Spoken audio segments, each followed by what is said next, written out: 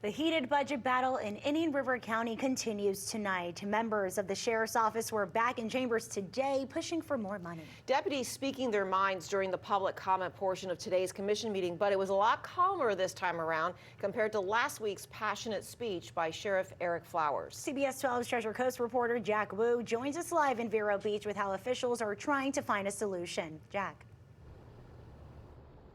Luli, Liz, it was definitely a more peaceful exchange between the sheriff's union and county commissioners. But while it was more peaceful, law enforcement officials told me that if they don't seek money closer to their requested budget, vital roles and programs could be cut.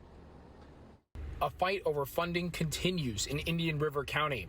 A representative from the Sheriff's Department and County Jail pleaded with county commissioners to reconsider their $6 million proposal from last week, which is not even half of what Sheriff Flowers is asking for.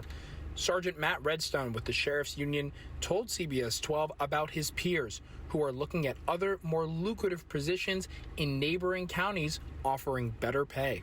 Sending me photos of all these other agencies on the Treasure Coast that are starting way higher than us.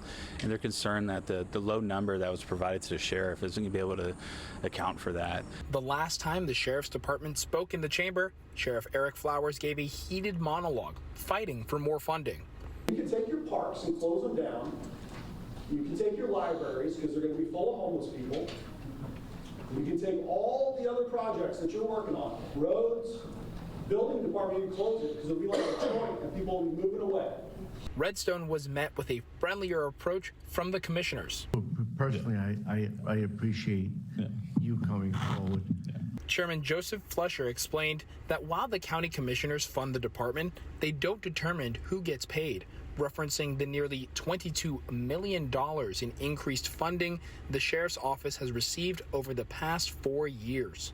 That was intended to go to salaries. And again, the sheriff has the opportunity to, and total discretion as to what he does with those funds afterwards.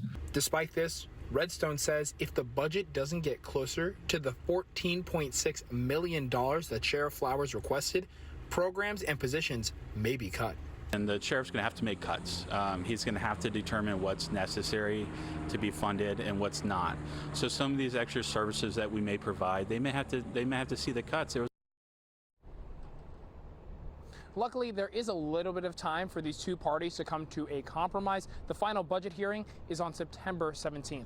Reporting in Vero Beach, I'm Jack Wu, CBS 12 News.